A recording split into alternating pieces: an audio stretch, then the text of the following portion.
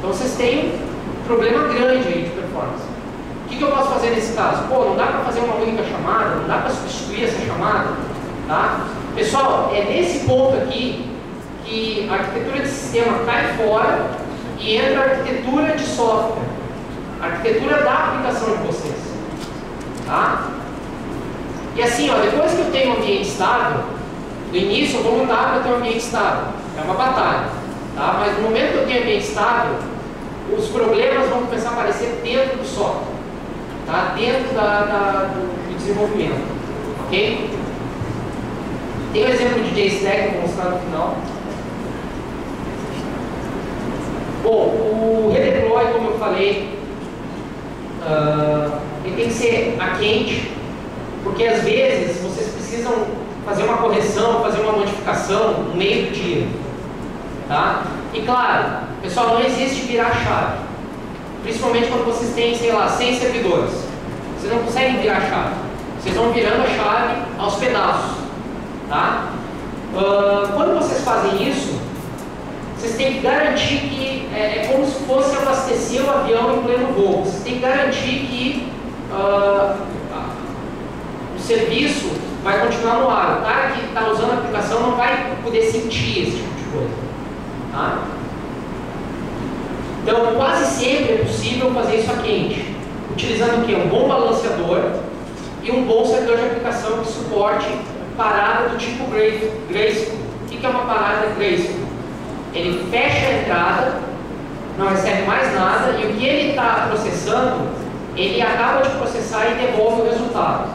Depois disso, ele pode ser baixado. Daí eu consigo atualizar o software, né, e consigo subir novamente. E ele só vai abrir a porta para receber requisição no momento que o software estiver de pé. E o que é o software estar de pé? O software está pronto, né, para atender a requisição. Só que assim, ó, uma coisa que a gente acabou fazendo lá também é deixando o servidor quente nesse momento. O que é deixar o servidor quente?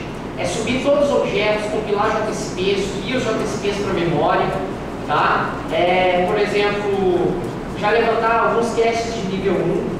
Ou seja, não vai ter aquela sensação, o primeiro usuário que usar aquele servidor, não vai ter aquela sensação que está tudo sendo compilado, está tudo sendo carregado para a memória. Não, o servidor ele já sobe completo, quente. Então a primeira requisição é como se fosse uma requisição qualquer. Se vocês não fazem isso em Java, isso não tem pronto nos servidores de aplicação normalmente, o que acontece? Os primeiros caras vão lá, executam, a página demora, sei lá, 4 segundos, 3 segundos, 5 segundos. Tá? Então a gente já pensa nessa experiência de uso do usuário. Tá? O uso do usuário é bom. Bom, como é que a gente faz a replicação de sessões e compartilhamento? A gente usa dois softwares lá, Memcached e o Terracotta. Tá? A gente usa o Terracotta mais para compartilhar sessões, ou seja, se um usuário está sendo atendido num determinado grupo de servidores, né, e esse grupo de servidores é compartilhado com outro grupo, a parte de memória de sessões, HTTP, eu consigo parar esse lado de cá, né, e esses usuários que estavam sendo atendidos por essas máquinas aqui, eles migram para aquele outro servidor. Isso é transparente dentro do Terracotta e é uma brincadeira fazer essa configuração. Tá? É algumas linhas de XML ali e algumas linhas do startup e pronto. Tá? Você pode fazer isso meio que nem conhecendo, nem sabendo para que serve o Terracotta. No caso do Memcached, a gente usa mais para memória de dados. Tá? Memória para deixar, por exemplo, objetos que são oriundos do Hibernate na memória. Ok? Pessoal, algumas coisas que eu aprendi com a vida. Tá? Eu falei já várias coisas que eu aprendi apanhando. É crítico, faça agora. Não é, faça em horário de baixa demanda. Tá? Separem muito bem esse tipo de coisa. Quanto menos vocês mexerem na aplicação e produção, melhor. Tá? Melhor. Tenha um Ctrl+Z rápido. O que é o Ctrl+Z rápido? Coloquei a aplicação, deu um problema lá. Pessoal, tem que ter um botão, qualquer coisa que vocês apertem lá e que volta como estava antes. Né? Toda vez que eu instalo uma versão nova que fica pior que a versão que eu tenho, eu prefiro ficar com a versão antiga. Não é?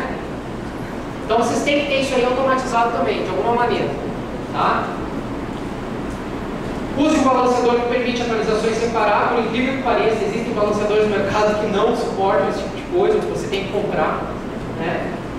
Hot Start versus Cold Start, eu já falei para vocês, tudo a gente tenta carregar antes de liberar a porta para a aquisição do servidor. Né? E automatizar ao máximo. Né? Bom, monitoramento, vou falar rapidamente, porque até eu gostaria de fazer uma palestra sobre isso daqui, porque isso aqui dá muito pano para manga, tem muito assunto, tá? É um assunto muito interessante, e inclusive eu consigo encaixar o monitoramento com a automação. Né? Ou seja, o monitoramento pode ver lá, pô, esse parque de servidor está com problema, vou desligar ele. Eu já começa a ter uma computação autonômica, né? O próprio monitoramento começa a tomar decisões baseado em tempo de resposta, enfim, algumas coisas assim. Tá? O que você tem que monitorar? Tem que monitorar o todo, ou seja, as portas de entrada, tá? E monitorar as partes. Né? Monitorar o banco de dados, monitorar os caches, se for preciso. Aqui vai longe. Tá? Média de tempo de resposta das requisições. Pessoal, a gente tem um painel lá que é bacana, assim, que cada requisição a gente consegue ver, aparece uma bolinha ali, dentro dessa bolinha aparece o tempo que levou essa requisição. E é legal que é um painel que vai explorando bolinha, assim, parece uma pipoqueira. Tá? E é bacana, você fica olhando para aquele painel ali, vendo, pô, né, o meu sistema está com uma performance legal. Você olha, daqui a pouco as bolinhas começam a ficar amarelas. Significa, ó, já está fora da métrica que foi estabelecida. Né? Tem um desafio nesse painel que a gente ainda está enfrentando, a gente não conseguiu sanar 100%. Quando as bolinhas ficam no amarelo, a gente fica com medo. Tá? Porque normalmente quando isso acontece, se elas não voltarem para o verde, elas vão para o vermelho muito rápido. E quando vai para o vermelho é sinal que está dando problema. Daí a gente tem que ter intervenção manual. Tá? Daí não tem jeito, a gente tem que ver o que está acontecendo. Tá? Então a passagem de lento para fora tem que ser gradual, não imediata. Isso aí envolve decisões melhores de particionamento, talvez algum trabalho na heurística da monitoração, enfim, é trabalho complicado, tá? Não é trivial automatizar esse tipo de coisa. E a ferramenta que eu recomendo para vocês é o Nagios, tá? Para fazer esse tipo de coisa.